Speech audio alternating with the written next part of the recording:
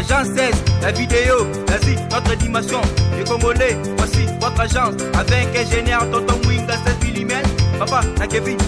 Agence 16, j'étais à Mila, Bazakoka, Desa, Cocola, toujours imité mais jamais égal. 16 mm. 16 mm. 16 mm. 16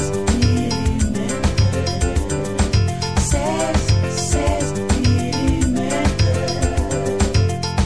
Réalisation, clip vidéo, théâtre et cinéma, publicité, documentaire, magazine, reportage mariage, reportage d'aide et émission. 16 mm. 16 mm. Otomi na bino ba bozuli ba kuya bolandi émission na biso ya nzanga ya lelo émission et tokolobela mingi penza likambo litali culture et art poto ko koyeba nkita nini ezalaka bongo na makambo etali bonkoko na biso pe toki na biso po biso na mboka na biso tomona kwa misala wana mizali na litomba ata mokete pona yango lelo toyambi bongo mwana mboka Mfumu Sabata ya azali bongo pembeni ya mokonzi ya mboka Antoine Félix Tshisekedi Tshilombo pona maimatali culture pe art pe lisusu makamatali liloba ya Nzambe na ye longo akolimbulela biso apesa biso pe makanisi na ye ndeko mbote ma très chère mère asina ye biso pa ya balandi na biso na lingi susu yo moko ko komiyebisa susu malam po balandi na biso balanda o malam bayeba yo pe malam kitoko kombo nangai Mfumu Sabata naza conseiller auprès du président de la République son excellence Félix Antoine Tshilombo Tshisekedi ezali esengo mingi kozala pembeni na ye parce que touti bitumba monene toutaki na parti o boyebi o tubundi plus de 37 ans et lelo tokomi na makambo yango na maboko yango wana esengelaki participation na biso nyonso o mingi bazalaki na vision ya oyo le fait Etienne Tshisekedi paix à son âme azalaki nango ya souci oyo apesaki ko azalaki kolimbola lokola philosophie il y a les peuples d'abord qui dit les peuples d'abord na contenu et nikoloba avant makambo nyonso tozoko sala ezana nu Nzambe parce que na kati ya peuple le Nzambe agisaka on a chaque être humain na chaque être vivant ezala dans la nature ezala na mai il y a toujours une parcelle de Dieu o balobaka ke Nzambe azana kati ya bato yango na koluka beaucoup fi ya bato koluka ke bato nyonso babunga na mokili ezali neti ko mettre Nzambe en échec yango na makambo nyonso tozalaki kosala ezali ke soki bozo kosalela peuple existence à peuple force préexistentielle o Nzambe atika yango ne se manifestaka na peuple o azali être azali parfait na ba être nyonso yo Nzambe akela et on a tout koloba le peuple d'abord et nikoloba Nzambe avant makambo nyonso na moi parcelle onga ba pesingai auprès à président de la République n'a expliqué makambo etali culture ezal nini lo lenge nini kezoko fonctionner na makambo etali question religieuse na ndenge makambo ezoko gérer mokili parce que religion ezo jouer rôle moko munene na kati ya vie sociétale la bato yango na ba problème tozoko meka ko traiter na collège na biso ko ezali diriger na ACP na biso Théo Kabea inaza conseiller principal. Papa ndenge uti ko limbola wana makambo etali culture wana ndenge lobi pona nini bakoni kaka yo otangela ngo classe non ya parti na ngai mais culture ezeloko moko ezalaka na kati na biso foko eba nanu étymologie nango ezani culture ezali nanu lolenge eloko ekoki ko fonctionner lolenge bato bakoki ko fonctionner lolenge koloba bato bakoki koloba ezali ndenge etamboleli ya eloko soki na bina limbolango na lingala ya wana nde culture ya koloba ezali culture ya ko communiquer ya kobina ezali culture ya art dramatique ezali o ezali na kati ya cinéma tozali na kati ya musique culture ya coiffure ezali, culture ya ba motif ya bilamba ezali, culture ya kotambolela ezali, culture ya ba expression ya kosolola na banyama ezali, culture ya comportement ya nature ezali. Donc ezali univers moko très vaste. Makambu ndenge nzambe asali makambu na ye. Ça veut dire à permettre ordre moko auto qui ko respecter ou apesi biso choix, mais ba choix moko ezali prédéfini. Ça veut dire to ki ko lekela moi ba choix ba ordre nzamba tchete. Donc on a sens hollandais na wi ko expliquer siko ngana botami na kati ya science ya culture wana na makambo etali musique na makambo etali peinture na makambo etali ba dessin et za ba biloko na koli nango na développer na Silsine Académie des Beaux-Arts et au fur et à mesure nazo ko avancer nango na kisko kozwa na créer philosophie mon nazo benga art politisé. Ça veut dire l'art dans la politique, ça veut dire zali fusionnement il y a art na politique à partir il y a ba recommandation au fait Etienne Tshisekedi azalaki ko pesa biso ne nazaki ko mettre en aussi qu'on a katia art pour la communiquer parce que l'art à travers même la musique ezali moyen moko par excellence ko communiquer na batu po batu ba s'imprégner na loko yo lingo communiquer pour nous pesa bango. C'est dans ce sens là na kolisa na développango donc na kola na katia be wana na katia sphère wana à partir à partir la premier congrès, il y a UDPS œuvre dans ça qui présente le fait Etienne Tshisekedi a économie chargé à culture et art na catholique des jeunes. Après en 2018 le président son excellence Félix Tshilombo yende mutaeko élevé ngal susu na rien ba conseiller à reconduire en 2018 et c'est comme ça nous continue pour travailler na pour mbolela biso moi moke ndenge uti koloba na po biso na mboka na biso to mona ba culture eza pena na litomba te. Bon yo sikoyo oye ozali pembe na mokonzi mboka po na o etali likambo etali culture pe toki. Bon okoki koyebisa biso osali manaka na ndenge ni po tombola misala wa. Bon normalement eza question ya organisation ils ont gardé toujours teneur nango wana ya ko sala éclosion pour la hégémonie à culture dans le monde. Ce qu'on a même musique et belé comme au bêta dans le monde, ce qu'on a même façon mingi, bato bazo travailler ni banda, ba s'inspirer dans la culture africaine précisément, culture bantou. Mais tous en dans le lengue ya bato, tous en a problème d'homme,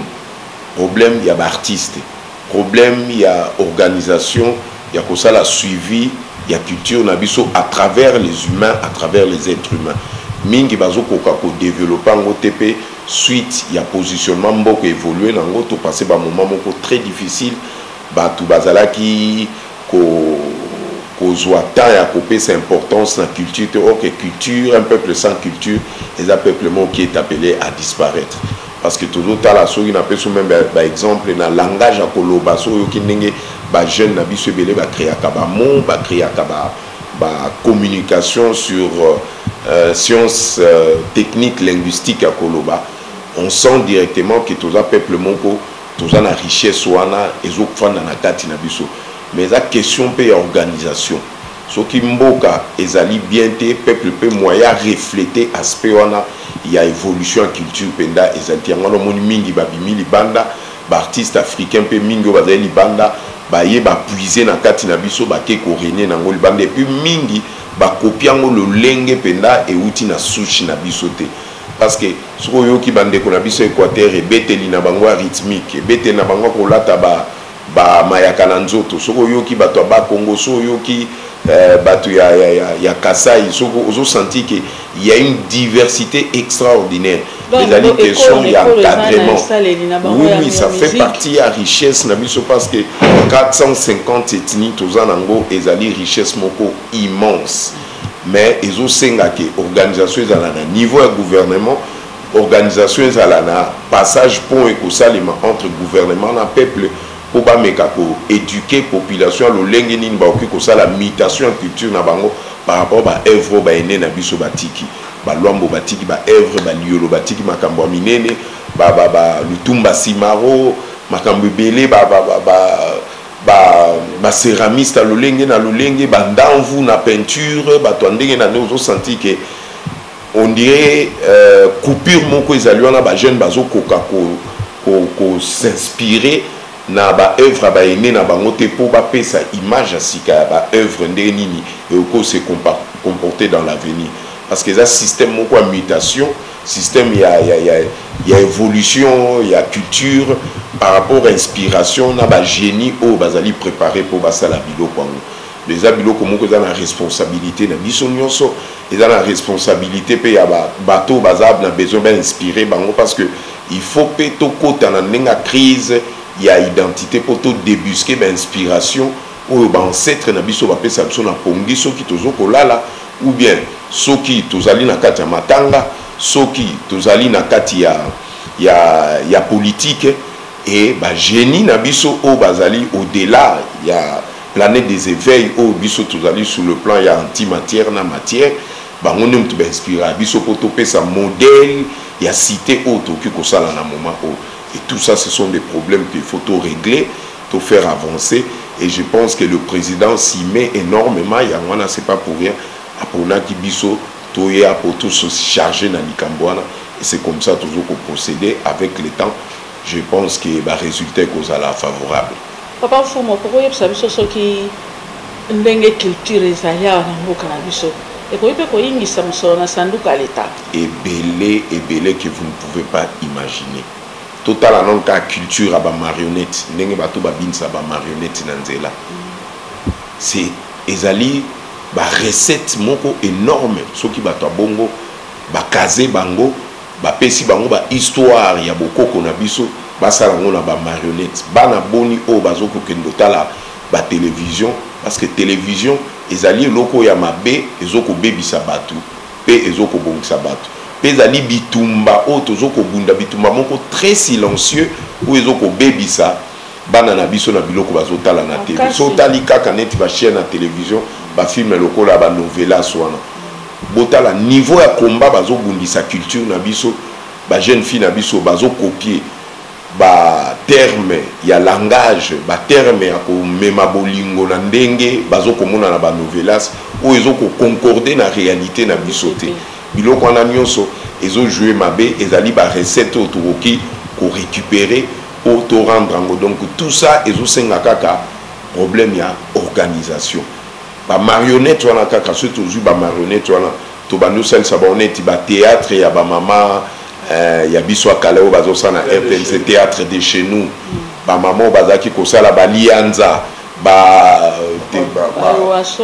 waso bani me bo sali théâtre wana exactement boluki muto akoki ko sala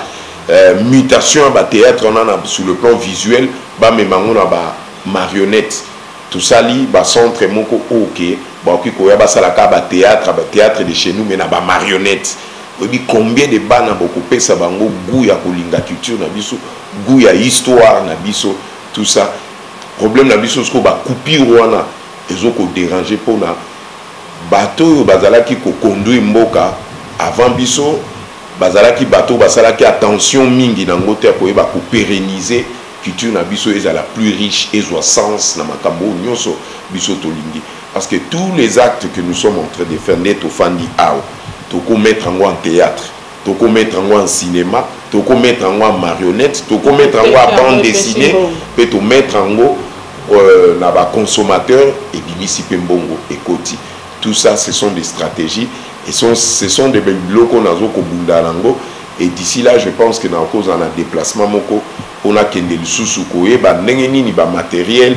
ko ezali plus perfectionné otoko sala ba dessin mais à partir awa toko sala ba histoire na biso après même ba culture par exemple ba bana na biso bazo sala ba dessin na mabele maboke na mabele bana ba dessiner kana maboke et uti banda descendance na biso na Égypte place to utaki ba maboke na sotali forme ba dessin wana bana ba dessiner ka ba mbetu ba vimbisi likolo ba chembetu na mitu libumu eza exactement net ba dessin na biso ba égyptien mais tikala biso même ngaya na za ko monango na koki ko dessiner lo ango siko parce que eza na ba ADN na biso et biloko wana no sosoko ke même na Gabon ko kuta bana Gabon pe baza na même doigté ya ko dessiner ka bongo na mabeli mais le quoi non c'est bunga on connaît tout ça la dessin animé à forme wana tu vois il y a wana bitumbo tout ça ngona ba occident mingi bazoyi baba histoire na biso bazo utiliser net film ba le roi lion ça histoire ba africain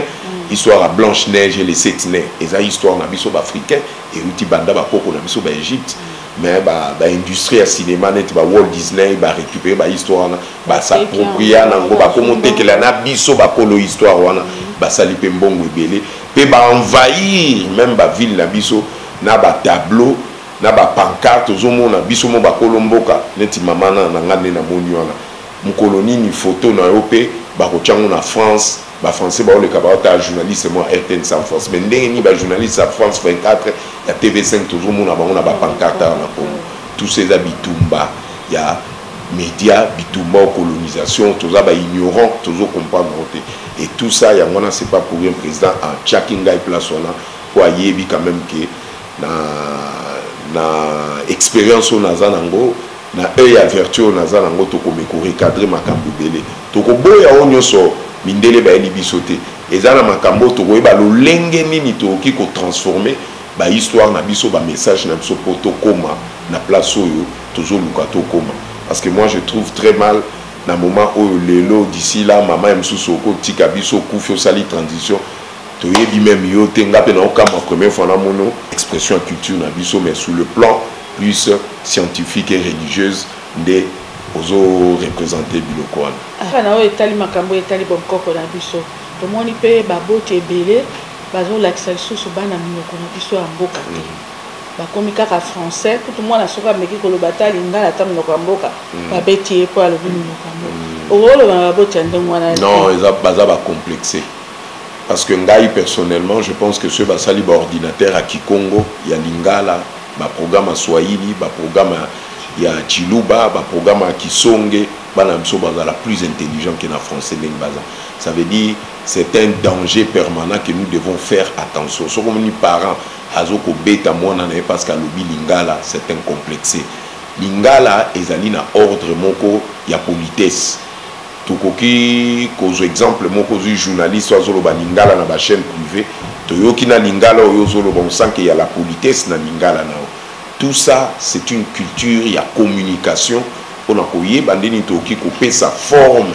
il y a bana lolenge auto lingi dans l'avenir bana on a bazal moi je pense que ba parents ba sala makambona baza ba complexé ba miebité bazokata ba lien na ba langue na bango qui est traditionnel ba langue na bango za lié na terre sacrale yango moni ambouime côté libatu mingi parce que makambo mususu tokoki koloba ngana zwa na sala konsana na ba camarade musu mindele soko yo komi place bango baza bozo solola na français mais soki baniba loba makambo na bango ezali ke ba critiquer mboka na biso ba koti na mboka na bango wana bino tout muto yo kazalité ba bino na bango ya mboka ya mboka ça veut dire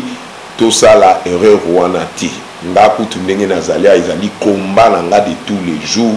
il faut enseignement na biso ezongisa Kikongo Chiluba na sepela jeune fonsu na kenda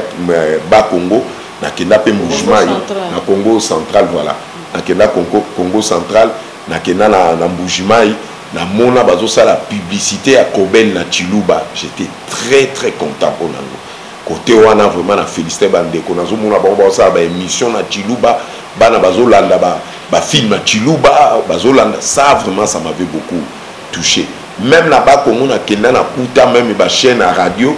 na Congo central na kuta ba chaîne à radio na kuta ba publicité na TV na kimunoko mboka toyo ke la kasoni na munoko na bisote même coiffure na biso lolenga ko sala coiffure et loko kaka na moni un peu suspect suki na yo maman nanga eza suki mwezo cadre na biso ba bantu te parce que biso ba bantu c'est la mathématique ozomona ete la mbonde batandia ndenge basali ba trace ezali ba code mathématique ndenge tokanga ba suki na biso à partir okanga ba suki na biso ba cellule wana ndenge bazokanga ba forme rectangulaire ou bien pyramidale ou basala kana suki yango nde bouger ba cellule na biso pour epesa biso plus d'énergie à ko capter inspiration na butu so la liba génie na biso ba pesa yango na basi na biso Afrique il faut ba kanga ka suki ya maboko eza très important na lisolo na biso tozopesa malem na suka tomoni wana ozolobela olobi oza pe oza molobeli ozali pembe na mokonzi ya mboka mpona oyo etali makambo etali culture ya art mpe lisusu liloba okokoyebisa biso mwa explication wana liloba na ndenge nini mpo tomonaka mpe kuna na liloba bapaster mosusu liloba mosusu ya nzambe akoma kopekisa bamabina na biso oyo ya culture na biso ya bokoko baolobesa biloko ya satan tout ça bon yo sikoyo ozokanisa nini na likambo wana oyo omoni bazalaka wana basalaka makambo batinda bango na bareligion bauteli ngai nandimelaka religion te nandimela nde tradition africaine ça veut dire tout ce qui est racine elingi koloba nini tozali biso nyonso neti banzete biso toza banzete baafricain bachinois baasiatique baza banzete baaméricain baza banzete baeuropéen baza banzete mais chaque nzete na nzete aza na fruit na ye nzete amanga azali nzete alilala so biso tozovivre neti nzete amanga ozowanga na lobi ke ngai mama na nga aza nzete amanga te mama na nga aza nzete alilala manga okobota na nzete alilala te c'est ce qui se fait maintenant donc bapaster wana baza bato bazodétourner nation à côté mais bakolonga bitumbana te mpo na nini baza na fausseté déjà na soubassement na bango parce que toute religion euti na kati Afrique bazwi yango na biso baafricain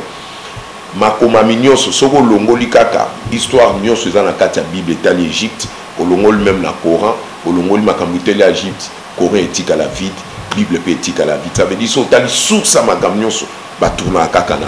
Égypte histoire Afrique donc Yesu ayaki na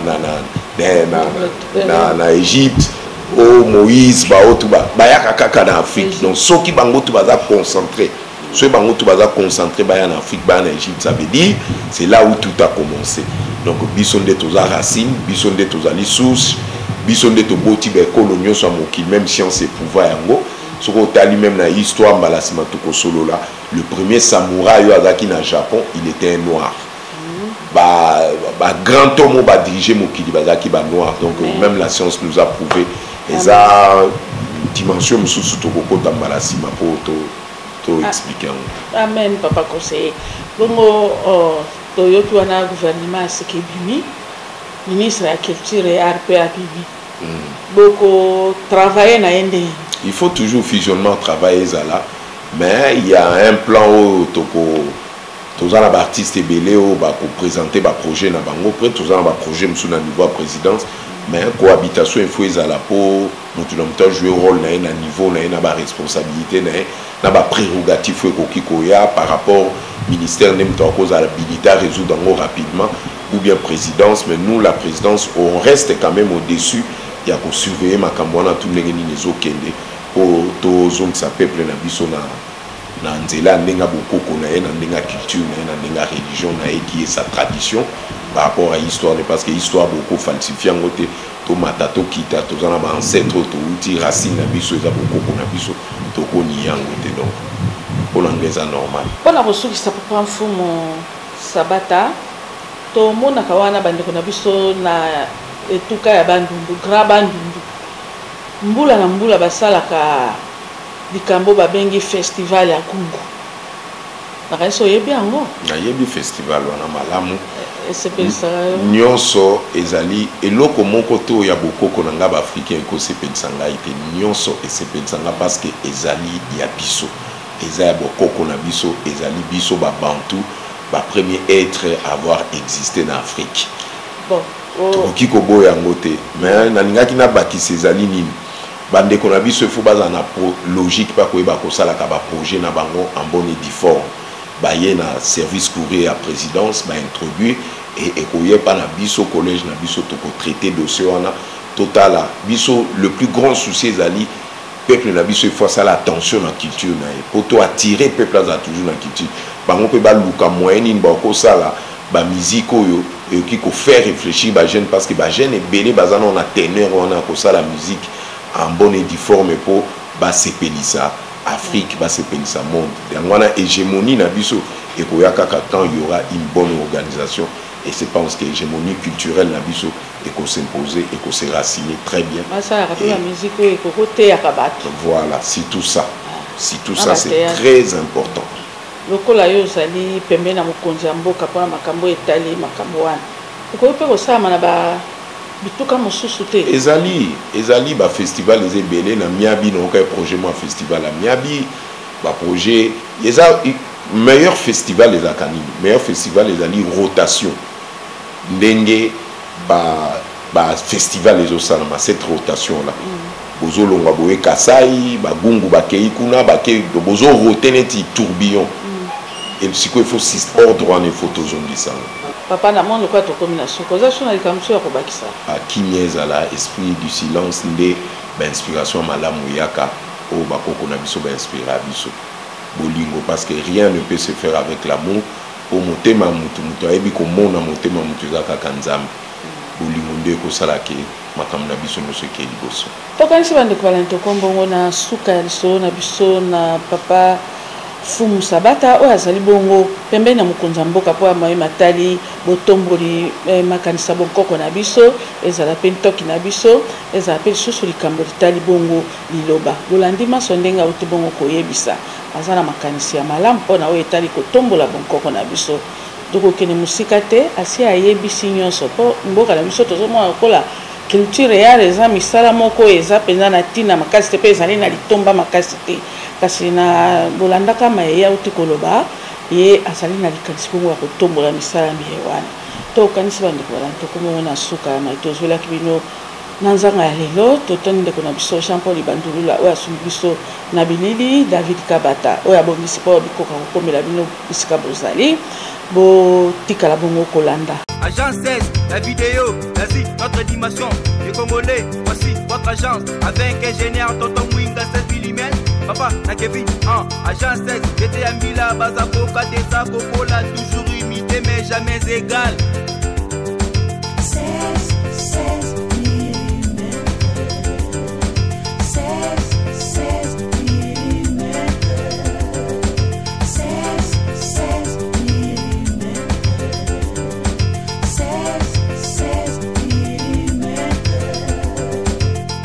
Réalisation, clip vidéo, théâtre et cinéma, publicité, documentaire, magazine, reportage mariage,